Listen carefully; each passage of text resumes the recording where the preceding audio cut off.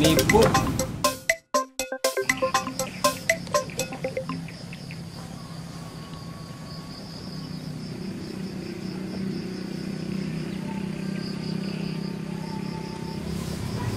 Assalamualaikum.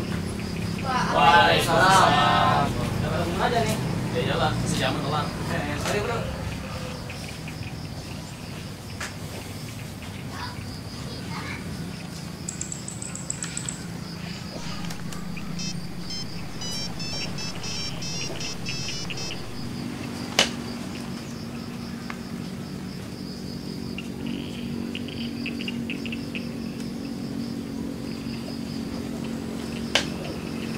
Sekarang minta dukungan, besok korupsi, suap.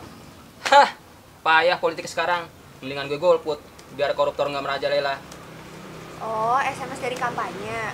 Bener tuh, jangan sampai generasi penerus bangsa seperti kita termakan oleh janji-janji politik yang PHP, alias Partai Harapan Palsu. Ya, harapan palsu. Ya, daripada lu golput, kaum fakir asmara macam kalian itu mending milih gua dari Partai Cinta. Logonya pakai gambar hati, terus panahnya. Jadi kalau kalian mau milih gua, lu coblos hati gua. So sweet. Ya mau kemana lagi? Demokrasi Indonesia itu tidak bisa menjembatani harapan dan latar belakang masyarakat kita yang plural. Contohnya nih, kemiskinan merajalela, terus pengangguran tetap aja ada. Kaum galawers nih di kampus kita masih banyak bro. Jadi bisa dibilang bangsa kita ini bangsa ngegatot alias ngegalau total. Oke, gini ya. Bagi gue, golput itu bukan pilihan. Golput cuman sikap idealis tapi nggak realistis. Coba deh, kalian makan di warteg, itu pasti milih lauknya apa. Beli laptop, pasti cari tahu speknya kayak gimana. Bahkan buat cari pasangan, kalian pasti milih-milih. Ya, hidup itu pilihan. Tapi lihat aja nih, realnya calon pemimpin kita tidak mementingkan kepentingan rakyat, tapi kepentingan pemilik modal, bahkan asing. Pemilu kita sampai saat ini juga banyak terjadi kecurangan. Jadi, apa alasan kita ikut berpartisipasi kalau sistem dan orangnya masih belum memenuhi karakter pemimpin ideal kita? Nah, ya sip, mantap, bungkus. Nggak pakai sambal, nggak pakai es. Waduh, lo kirain warteg? Bentar deh, emang gimana sih karakter pemimpin ideal kalian? Gue mau pemimpin kita itu dapat melejitkan tiap potensi yang ada di Indonesia ini. Mulai dari aspek kekayaan sumber daya alam, seni, sejarah, adat, dan kearifan budaya lokal. Kalau gue sih, karakter pemimpin gue itu yang pertama, dia mesti jujur. Bukan hanya perkataan yang benar, malah perbuatannya juga benar. Yakni sejalan dengan ucapannya. No tipu-tipu, no pencitraan. Yang kedua, amanah. Dia mesti bisa dipercaya, sob. Kalau ada urusan yang dilimpahkan ke dia kerjakan dengan sebaik-baiknya. Bukan sekedar peduli dengan kepentingan modal asing. Yang ketiga itu transparan. Nggak ada yang dia sembunyikan. Jika itu memang hak rakyatnya untuk tahu, ia beritahu, sehingga nggak ada celah sedikit pun dia korupsi. Yang terakhir, dia mesti cerdas. Ya iyalah, masa pemimpin kalah cerdas sama yang dipimpin? Dia adalah visioner yang mampu membawa arah bangsa ini ke depan gitu.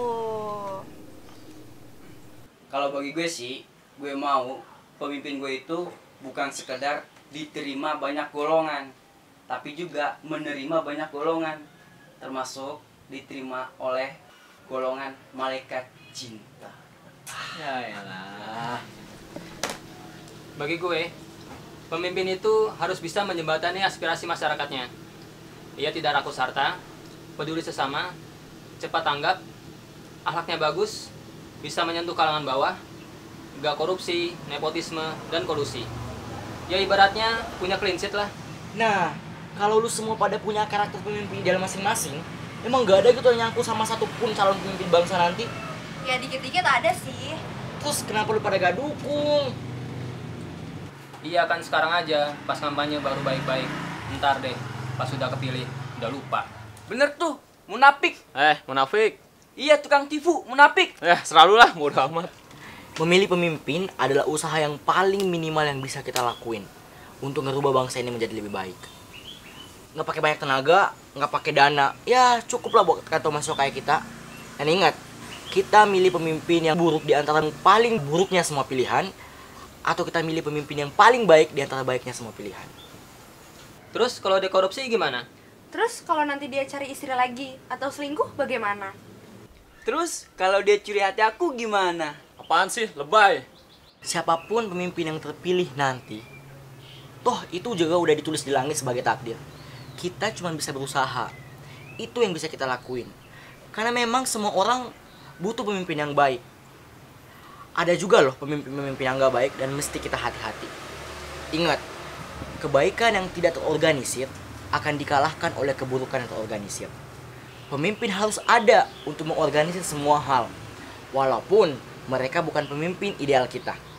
Yang jelas, kita memilih yang paling sedikit buruknya daripada yang paling banyak buruknya. Gitu. Nah iya, sempurnanya manusia itu abstrak bro. Tidak bisa diukur, hanya bisa dikualifikasikan. Kita memohon ridhonya agar kita diberikan pemimpin yang paling baik. Gitulah. Tumben, bijak lu. Tugas kemana ya? Makalah yang dibikin tadi udah di-save kan? Boles. Laptopku baterainya habis. Ya. Dol.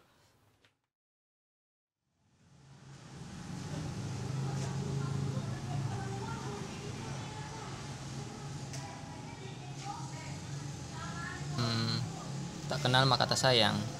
Kenali para tokohnya agar bisa sayang terhadap negeri. Ini adalah langkah mudah dari kita untuk bangsa. Hei, nih partai cinta.